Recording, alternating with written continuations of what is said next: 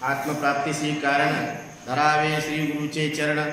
गुरुकृपे win ज्ञान कल्पांती साधना पदार्थ निदिसे नेत्रे विन गोड न वाटे जीवना विन पैसा विन सुवर्ण लोहाचे नोहे कल्पांती।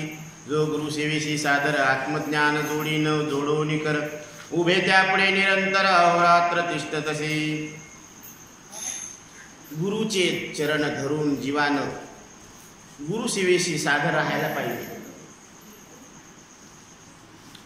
आत्मज्ञान जोडून कर उभे त्यापुढे निरंतर अहोरात्र तिष्ठतसे। गुरु सेवा ज्यासी नावडे त्याचे ज्ञानाशी पडले किळे जन्म मरणाचे साकडे नसरे त्याचे कल्पांती। सद्गुरु आपल्या शिष्याचे जन्म मरण निवारण करत असतात।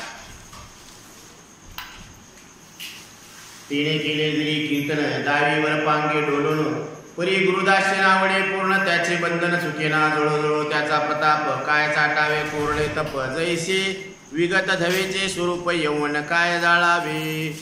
गर्दभाचे विशाळ नेत्र अदातयाचे उंच मंदिर की धनलुब्धाचा तत्व विचार की रम्य ग्रह अंत्यजाचे भ्रष्टाशी कायसे कुळगोत्र श्वाननीने पवित्रा पवित्र जैसे मद्यपियाचे पात्र श्रोत्रिय न शिवे सर्वथा तैसे गुरु कृपे विन जे नर व्यर्थ नरदेहा आले खर सदा विषम व्यापारे सादर त्यांनी आप परणावले। जे गुरु कृपे वाचून जीवन जगतात त्यांचं नरदेहाला येणं व्यर्थ आहे। म्हणून उत्तम मनुष्य देह पावन तेथे साधावे आत्मज्ञान। ज्ञानहीन ते मूळ पूर्ण गुढ नरक भोगिती।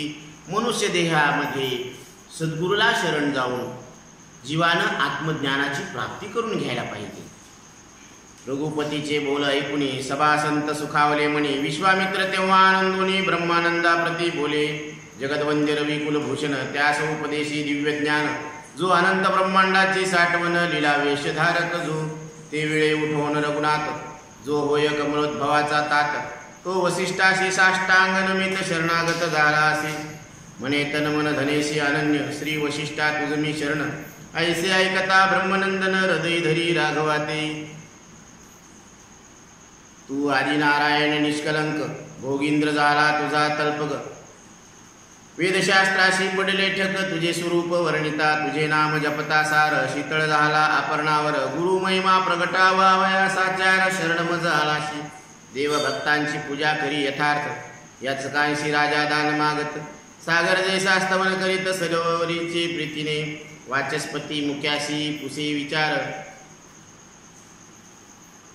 दीप प्रकाशे इच्छी दिनकर चकोराशी म्हणे त्रिपुरम मज तृप्त करा तुम्ही कल्पतरू दुर्बळाशी मागे दान जलद चातकाशी मागे जीवन चक्रवाकाचे दर्शन तरुणी इच्छा नवल हे